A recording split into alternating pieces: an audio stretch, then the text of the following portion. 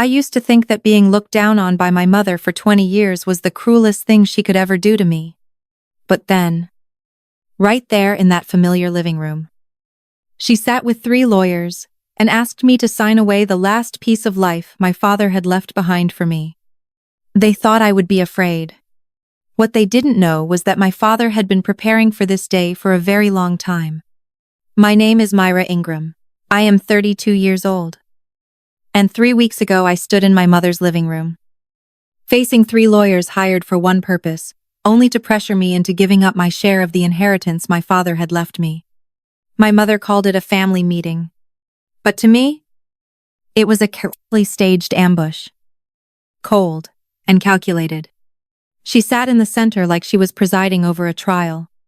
Richard, her husband, sat beside her with a smug look on his face.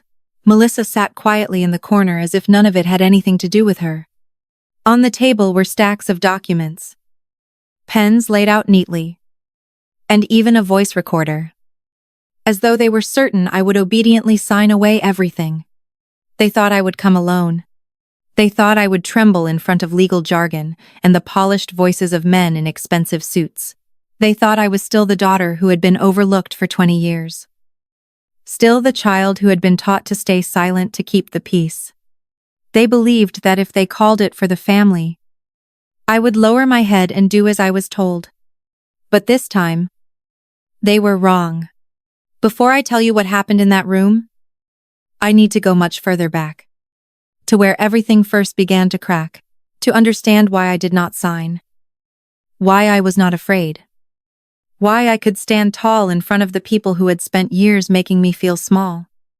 You have to begin when I was 7 years old. That was the day my life split into 2 halves before my parents' divorce. And after I learned that in a family, sometimes the people who hurt you the most are the very ones who brought you into the world. I was only 7 when my parents divorced, at an age when I should have been worrying only about what I was going to eat that day or which dress I would wear to school tomorrow. I had to watch my little world fall apart right in front of me. My father, Thomas Ingram. It was a carpenter. He was not rich, not flashy, and he did not speak with the smooth confidence of the successful men my mother admired. But his hands could turn rough wood into beautiful things. His voice was warm, and he looked at me as though I were the most precious thing in his life. What my father could not build was a wall strong enough to stand against my mother's team of lawyers. He did not have the money to hire the best. My mother did. When the divorce was finalized, she kept the house, kept most of the assets, and kept custody of me.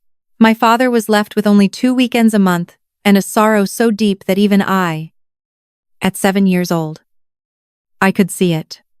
I still remember the last time my father brought me home after one of those weekends with him.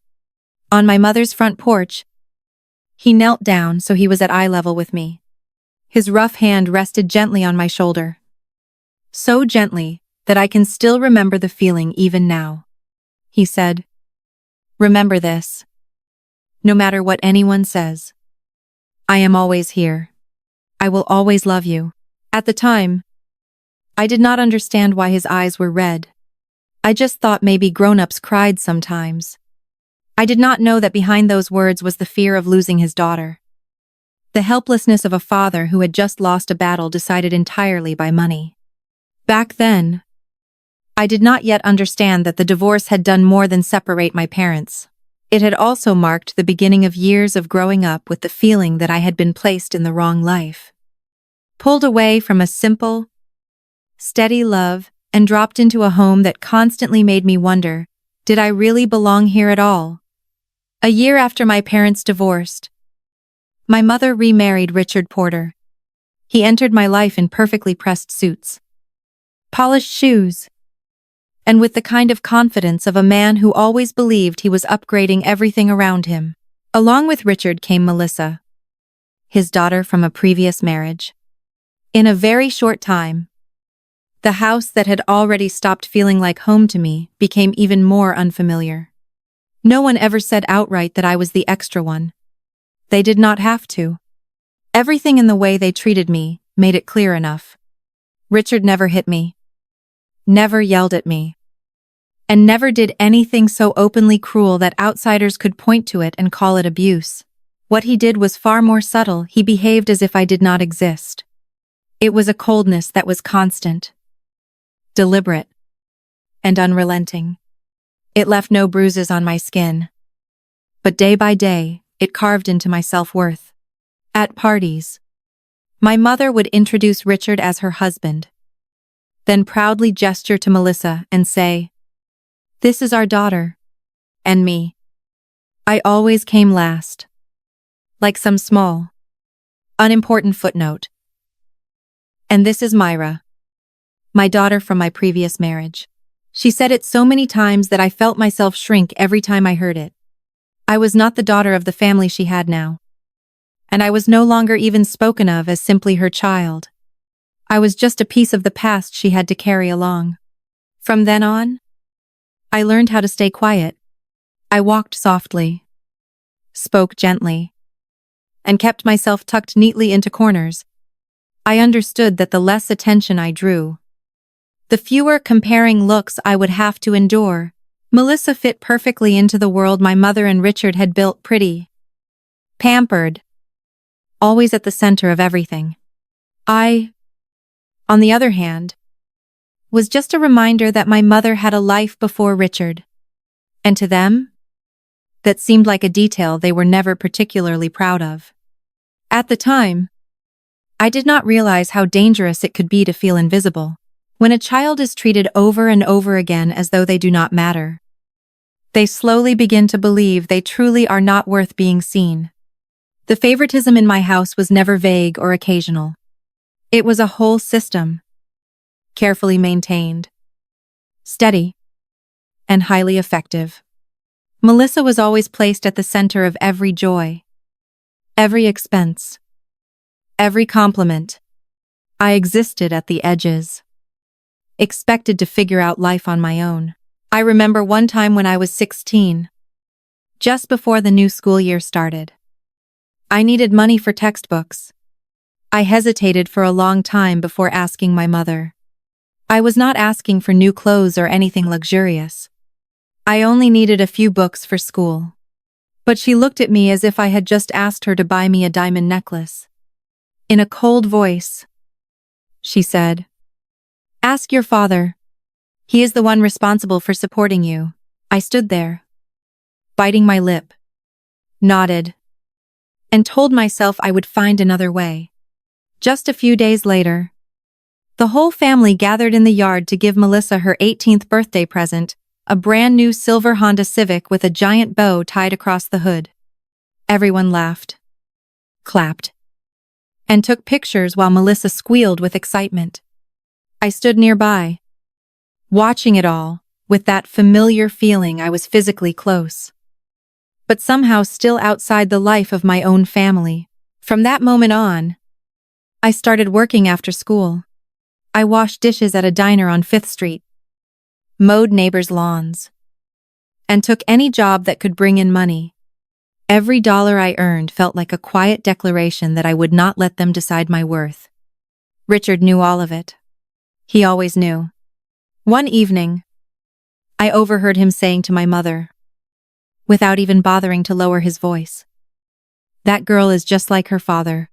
All she will ever be good at is doing other people's dirty work." I pretended not to hear him. But the truth is, I heard everything. I always heard the worst things they said about me. Those words stayed with me far longer than I want to admit.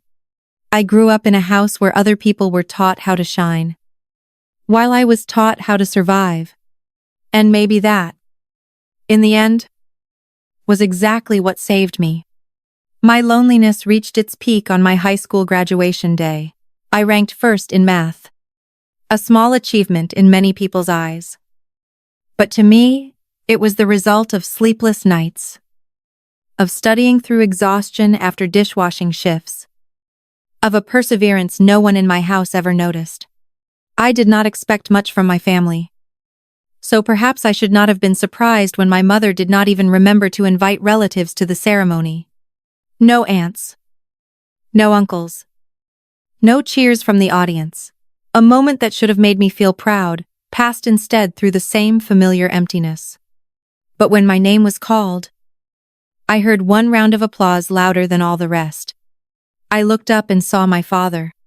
He was sitting in the last row, wearing his old brown jacket that hung a little loosely on him, his hair much thinner than before.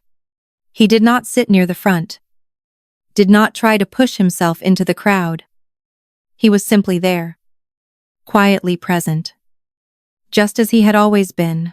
And when I walked up to receive my diploma, he clapped so loudly that I could pick out the sound even in the middle of the whole auditorium. After the ceremony, my father found me outside. His eyes were bright, damp, just like they had been that day on the porch. He did not say much. He simply slipped an envelope into my hand. "I have been saving this for your college," he whispered. "Do not tell your mother." I held that envelope tightly, as if letting go of it would make the moment disappear too. I kept that secret for 14 years. I kept hidden not only the small amount of money my father had saved, but also a much bigger truth that, in my life, the only person who had ever truly seen me was never my mother. At this point, I want to pause and ask you something. If you were me back then, would you still believe in family? Comment 1. If you think that sometimes the coldness inside a family is the deepest kind of pain.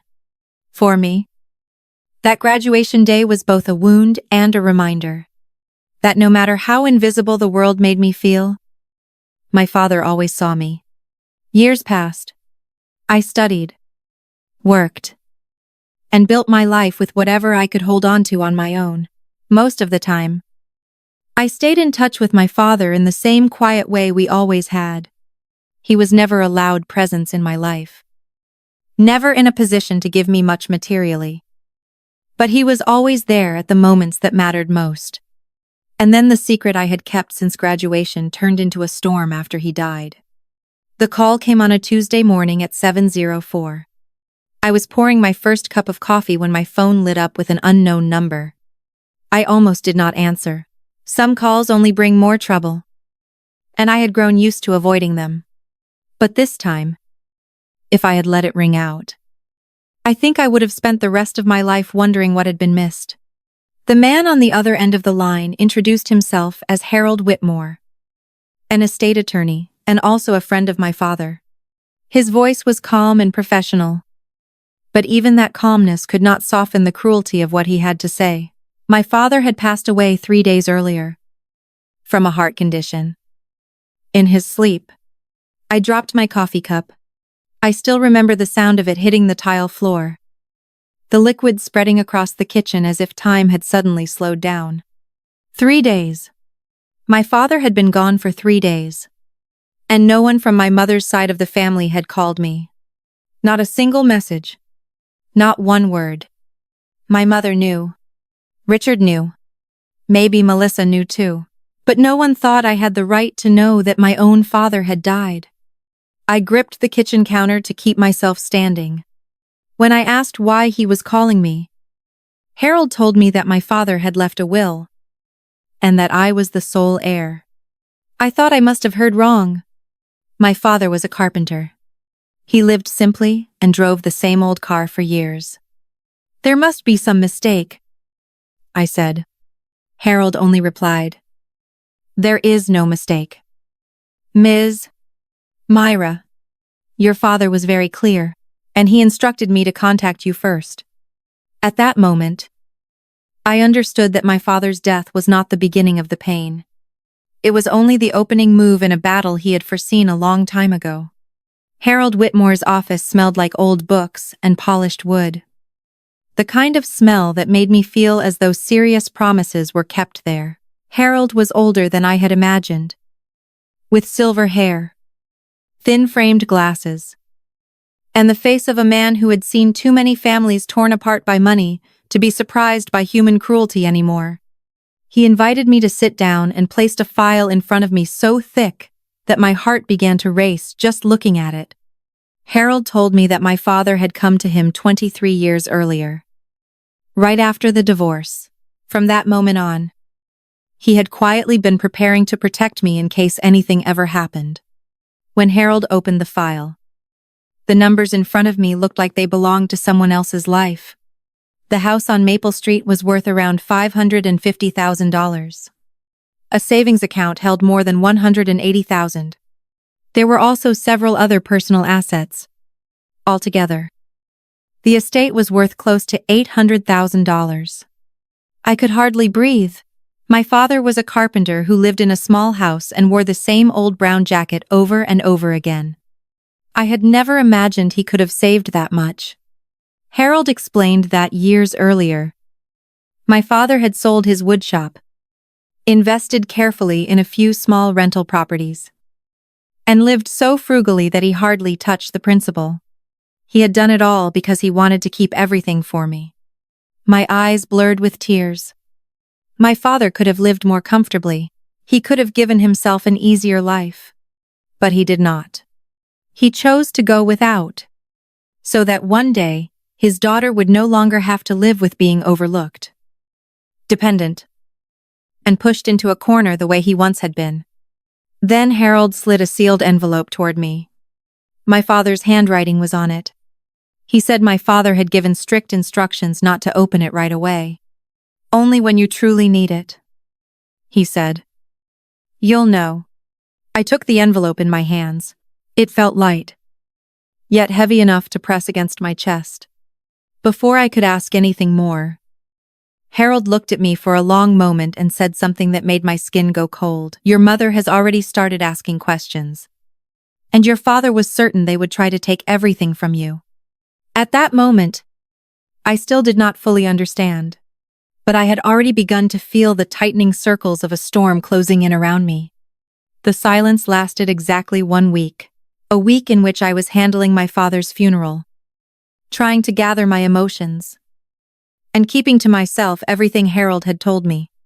I had hoped, truly hoped, that maybe my mother would hold on to one last scrap of decency. That even if she had never loved my father, even if that marriage had ended a long time ago, she would at least allow me to grieve in peace. But I had given her far too much credit. The first person to call was Aunt Linda, my mother's sister. Her voice was syrupy sweet, full of carefully rehearsed concern. She said she had heard about my father's death, then quickly steered the conversation toward some money she had heard about. I did not answer. She immediately softened her tone and told me that my mother was deeply hurt. That family should not be left out. That after all, my mother had once been my father's wife. The call ended with something that sounded like advice but was really pressure. You should share a little, Myra. That's what family does. After Aunt Linda came Uncle Robert, then cousins I had barely spoken to in years. They all sounded as if they had memorized the same script. Your mother is heartbroken. Family should stay united. Your father would have wanted it this way.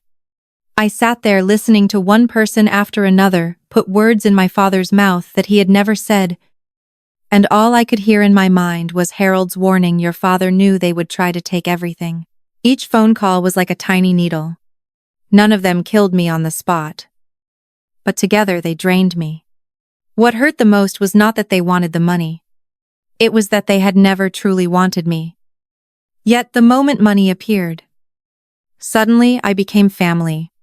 I started to realize that this was no longer just about grief after a loss. It was turning into an organized struggle. The guilt-laced words, the emotional manipulation, the way they kept repeating the word family like an invisible set of handcuffs tightening around my wrists. All of it had one single purpose: to make me feel ashamed for holding on to what my father had left me. And in the middle of all that noise, one truth became clearer than ever. My father had been right. They were never going to stop. In the end, my mother called me herself. It was a Thursday evening, and the moment I heard that first Myra, sweetheart, I already knew she was wearing that familiar sweet mask. That kind of gentleness always made me more wary than when she was angry. Because even as a child I had learned this much: whenever my mother became too sweet, It usually meant she wanted something from me. She said she had tried calling several times. Said she had heard about the will. And then immediately steered the conversation in the direction she wanted. She said we needed to talk as a family. I asked who had told her about the will. She ignored the question. Instead, she insisted that she and my father had been married for 9 years. That everything he had built carried some part of her effort too. I held the phone in my hand and felt a chill run through me. Not one question about whether I was all right. Not one sincere word of sympathy for the father I had just lost. Only assets. Entitlement. And that unwavering tone as if my share was something that should naturally be put on the table for negotiation. She proposed that we meet that weekend at her house. "We'll settle this properly," she said. When I agreed, she paused for a moment and then added a line. "I have never forgotten. Don't make this harder than it has to be. Myra, if you cooperate, everything will be much easier." I barely slept that night. The feeling inside me was like the stillness before a storm. Nothing had exploded yet. But the air was so heavy you knew something bad was coming. I paced around my apartment, staring at the envelope my father had left in the drawer, thinking about how my mother had never spoken to me in that tone unless she wanted something from me. And in that moment, I understood that she was not going to stop at pleading. She was not calling to negotiate. She was setting the stage, gathering her cast, preparing a story in which I would be the ungrateful daughter if I refused to give up what my father had left me. I knew that if I walked into that meeting unprepared, they would surround me with tears, duty, and guilt until I could hardly breathe. But I also knew that this time, I was no longer the 7-year-old girl standing silently on the porch. I had the truth, and very soon, I would have the weapon to defend it too. Before the weekend meeting, my mother asked me to meet her for coffee alone so we could talk calmly. Foolishly, I thought maybe she wanted to speak with me beforehand. Maybe there was still a chance things would not go too far. But the moment I walked into the cafe, I saw Richard already sitting there, his arms crossed over his chest, looking like a guard posted there to intimidate me. My mother sat beside him, her face arranged into the wounded expression of a mother trying to look hurt. I sat down, and Richard wasted almost no time. He said, "Let's be direct. That my father was dead, that he had left me a little money, and that because my mother had sacrificed her whole life to raise me, she deserved a share." They spoke as if this were a perfectly reasonable transaction. As if all those years of coldness, rejection, and treating me like an outsider had never happened. Then Richard named the split 70% for my mother, 30% for me. He even said it with a smug tone, as though he were offering me a generous deal. I looked at my mother. She did not object. Not a single word. That silence hurt more than any insult. I said calmly that my father had left everything to me, and that it was his decision. Richard gave a mocking laugh. "He's dead," he said. "His decision doesn't matter anymore." At that exact moment, something inside me turned cold. I stood up and said no. Just one word. But it was the heaviest no I had ever spoken in my life. I told them the conversation was over and turned to leave. Behind me, I heard Richard's chair scrape harshly across the floor. And then his voice rang out in front of everyone in the cafe. "You'll regret this. Myra, you have no idea who you're dealing with." I did not turn back. But I remembered every single word. If you think I was right to refuse, leave a like on this story. Because sometimes, one single no is the only way to save yourself. For me, that meeting at the cafe was the moment I understood clearly they were not trying to negotiate. They were trying to break me. After the cafe, everything escalated so quickly that I barely had time to breathe. They did not confront me head-on right away. probably because they knew that would reveal too much of who they really were. Instead, they activated the family network I had spent my whole life enduring. My phone became the target of a storm of accusations. Aunt Linda texted that my mother had cried all night because of me. Uncle Robert wrote that my father would be disappointed if he saw how I was behaving. Cousins who could never even remember my birthday suddenly all had something to say, calling me selfish, ungrateful, and cold. Then the battlefield moved online. In the family group, someone posted a long message telling the story in a way that turned me into a greedy daughter stealing everything from a mother who had sacrificed her whole life. They described me as a child, blinded by money, deliberately shutting the whole family out. Someone even dug up an old photo of me and added the caption, "This is the face of betrayal." Angry reactions and vicious comments piled up under the post, as if they had finally found an excuse to pour out every prejudice I had carried for years. I did not respond. I took screenshots of everything. Every message. Every post. Every word. At the time, I did not yet know how important they would become. I only had the instinctive feeling that I needed to keep it all. Maybe it was Harold's voice echoing in my mind. Or maybe it was something my father had taught me. Never let people do their damage in the dark without leaving a trace. Melissa texted me too. For the first time in months, she said I was tearing the family apart, that my mother could not stop crying, and asked why I was doing this to everyone. I typed a reply, deleted it, then typed a shorter one. I'm not doing anything. I'm just not handing over what my father left me. She never replied. Then came 2 weeks of silence. No messages.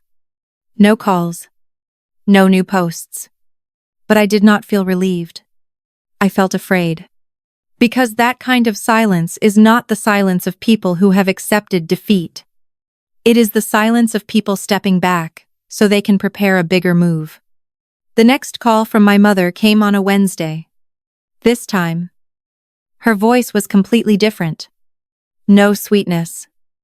No coaxing. No pretending to be hurt. It was flat. Dry. And so businesslike that it made me uneasy. She said, briefly, that the family needed to meet on Saturday at 2 p.m. at her house. I asked what was left to discuss.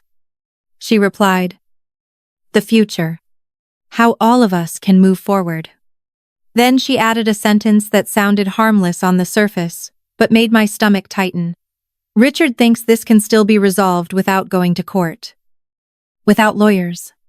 The way she said the word lawyers told me everything. There were definitely lawyers involved. No one brings up a word like that unless it has already been sitting in their mind for a long time. The moment we hung up, I called Harold. I told him every detail, my mother's tone. The way she kept saying family. The fact that she mentioned lawyers while pretending they were not part of the situation. Harold was silent for a moment. Then said that if she had mentioned lawyers, it meant they really did have lawyers. He told me to go, but not to go in feeling cornered. He would stay nearby. If things turned bad, all I had to do was send one word. Do not sign anything. He warned me. Do not agree verbally to any settlement. And do not lose your temper. They want you angry so they can make you look irrational.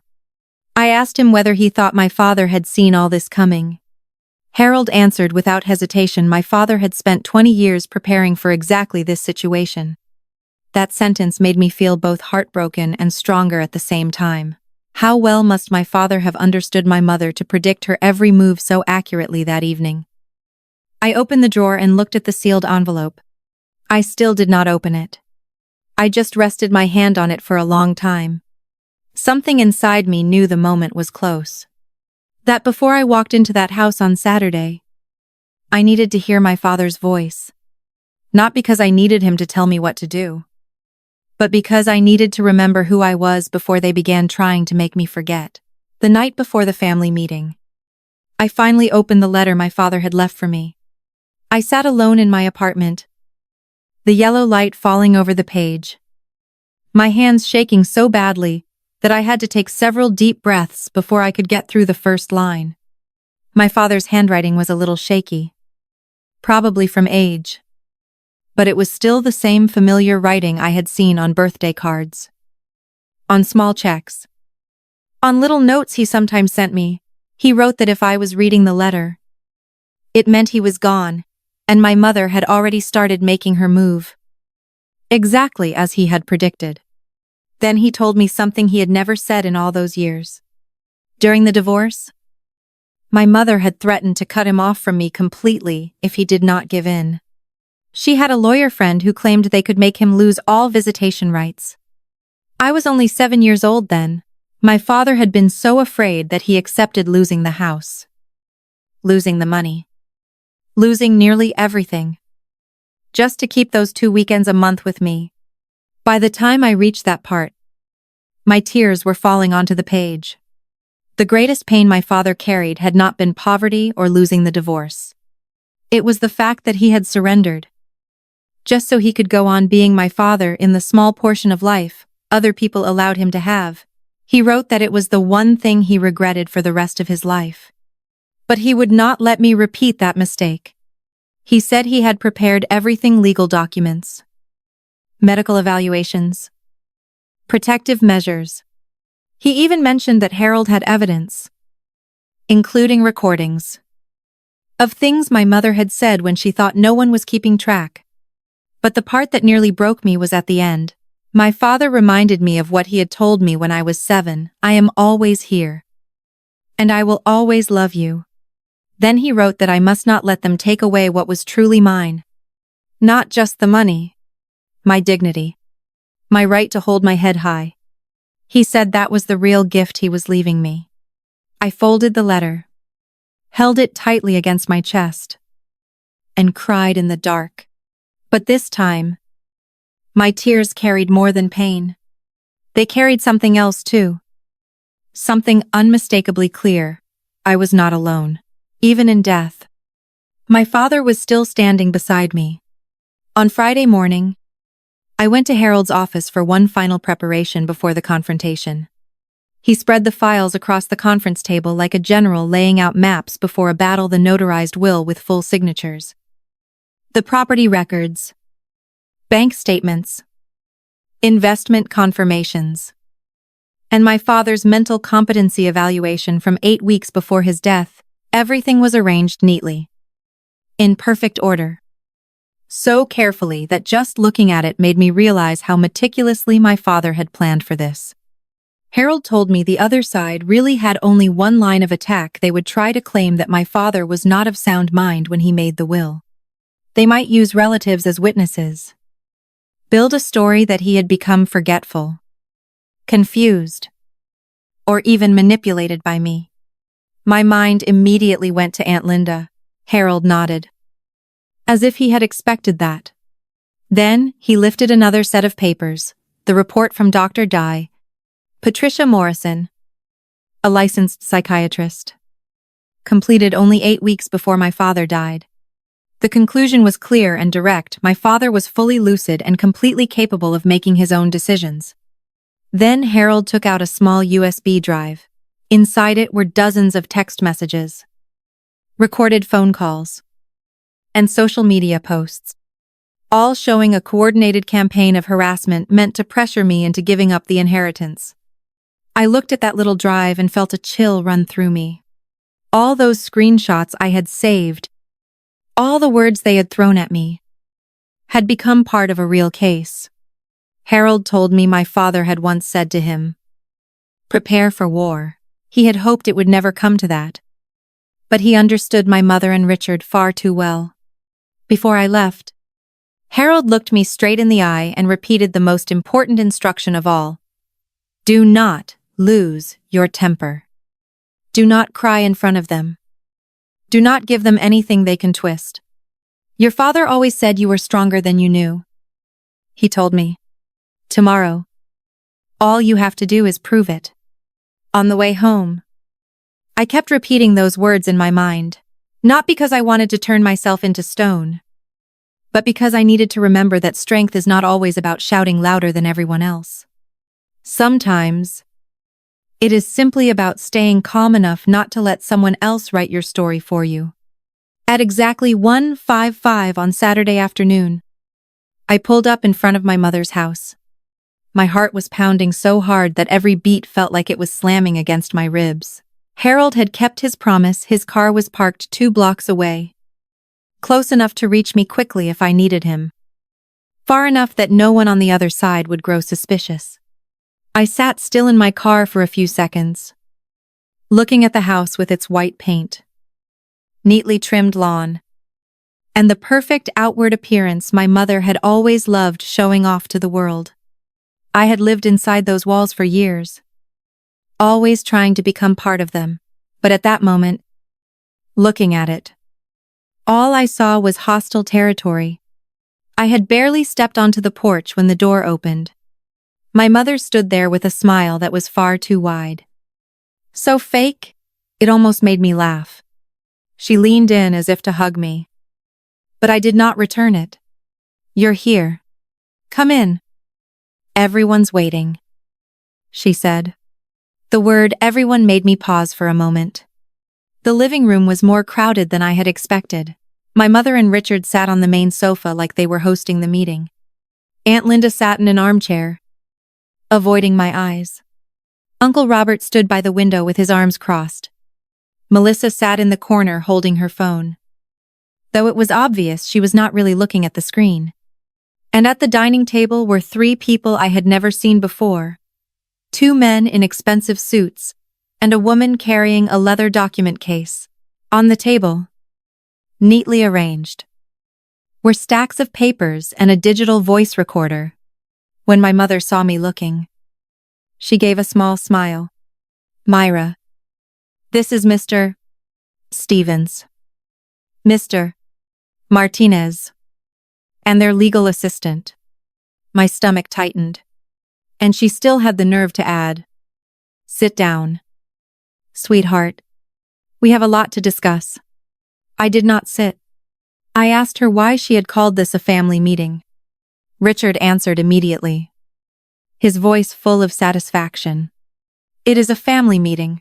We just want to make sure everything is properly documented." In that moment, I understood everything. This was not an invitation to talk. It was a stage carefully set to frighten me, to pressure me into signing under the weight of a room full of people. But this time, I had not walked in blind.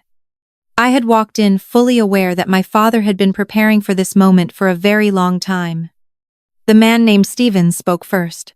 He looked exactly like the kind of lawyer who charged by the hour and charged a lot, silver hair combed neatly. A calm voice, every movement measured to seem both polite and intimidating. He thanked me for coming, then slowly opened a file and announced that he and his associate represented my mother in matters concerning the estate of Thomas Ingram. I said nothing. I just stood there and waited for what they really wanted to say.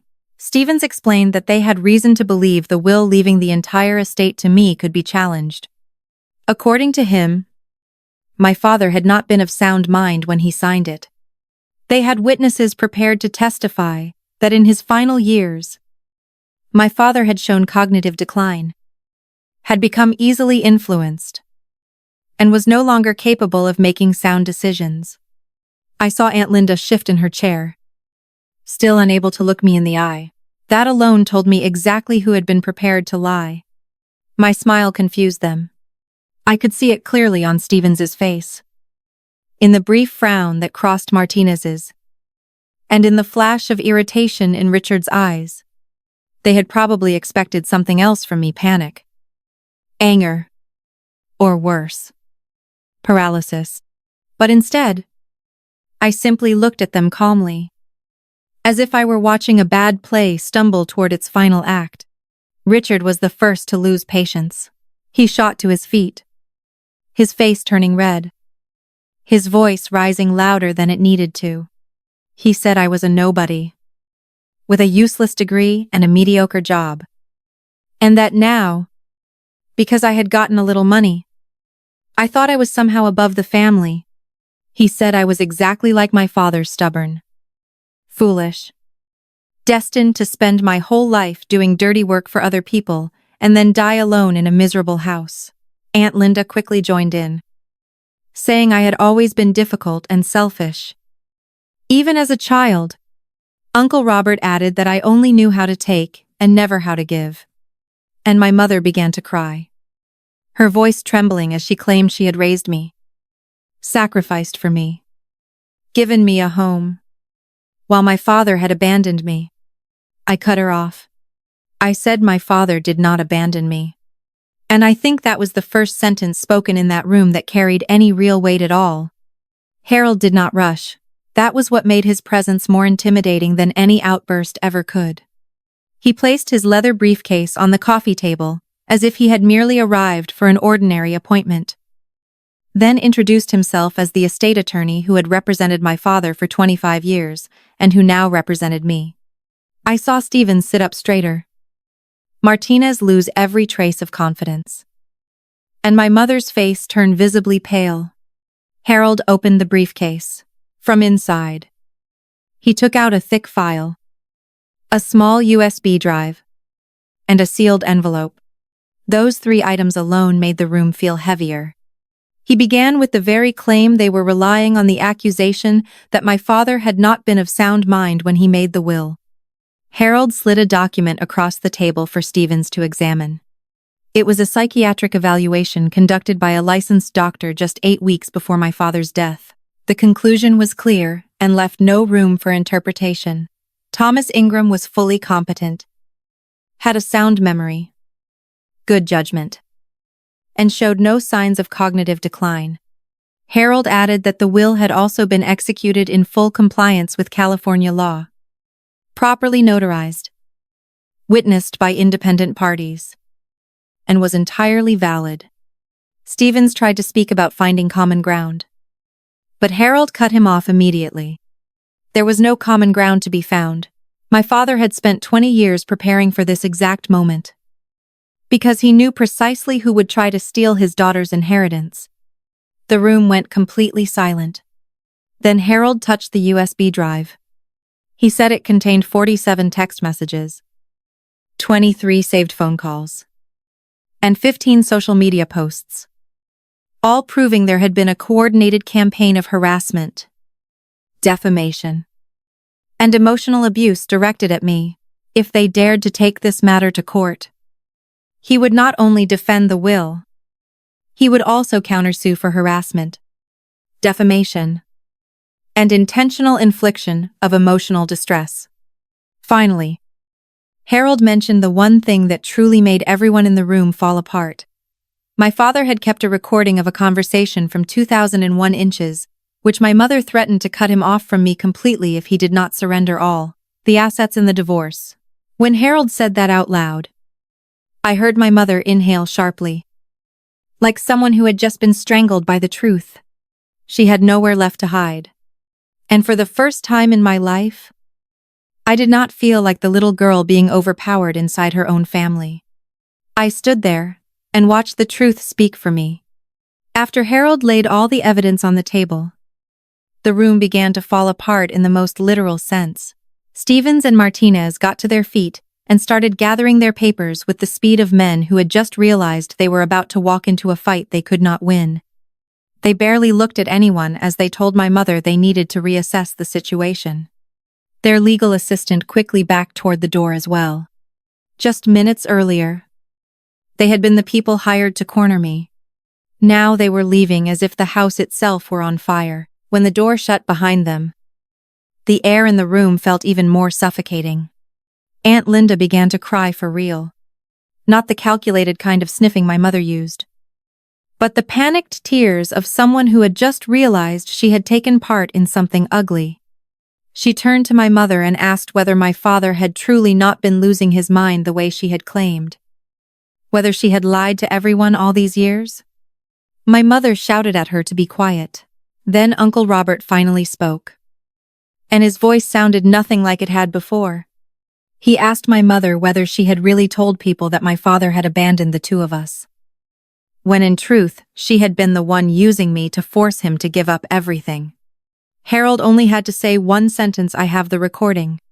And that was enough to shatter whatever was left. My mother screamed at us to get out of her house. Melissa stood frozen near the staircase, her phone hanging limp in her hand.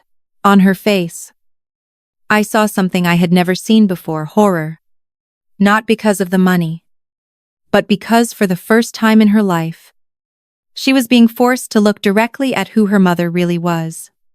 On the way out, I sat in Harold's car with both hands still shaking.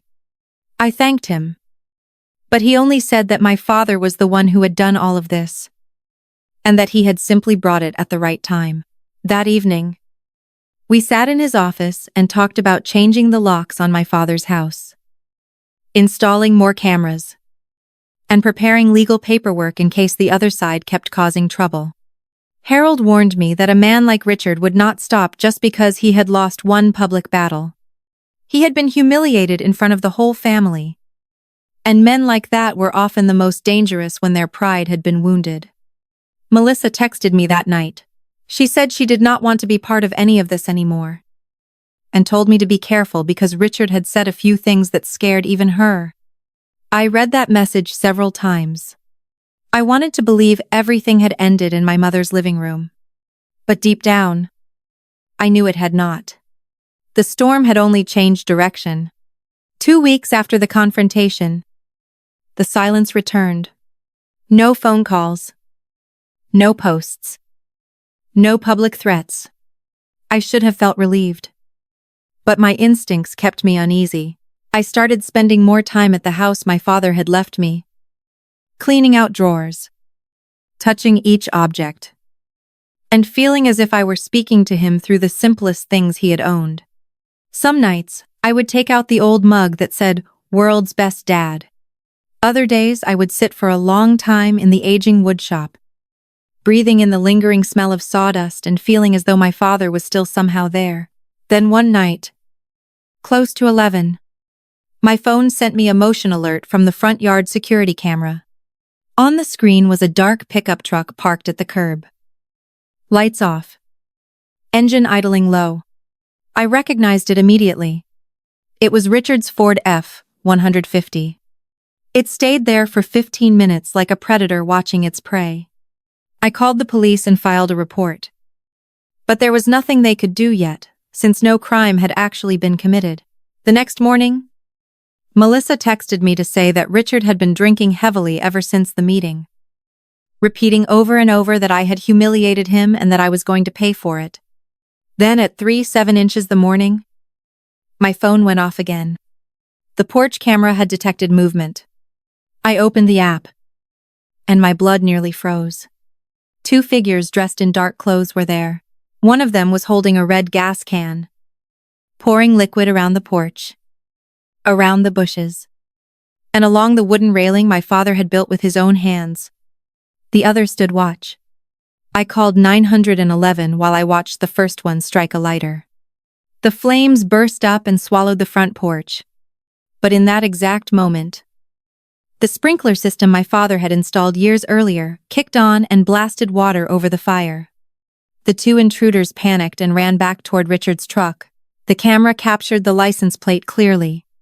The police arrested Richard and my mother that same night. She had not only known about it, she had helped plan it. 4 months later, they were sentenced Richard for arson and conspiracy to commit arson, and my mother as an accomplice. When the judge delivered the sentence, my mother turned back to look at me and mouthed, "You'll regret this." But this time, I was no longer afraid. A year has passed now. I live in my father's house. I have kept the wood shop exactly as it was. I left the money in the investment fund. And I still work as an engineer just as I did before. The greatest inheritance my father gave me was not the money or the house. It was the right to stand tall, to say no, and to protect my dignity even from people who share my blood. I used to think family meant enduring everything until the very end. Now I know that not everyone who shares your blood deserves a place in your heart.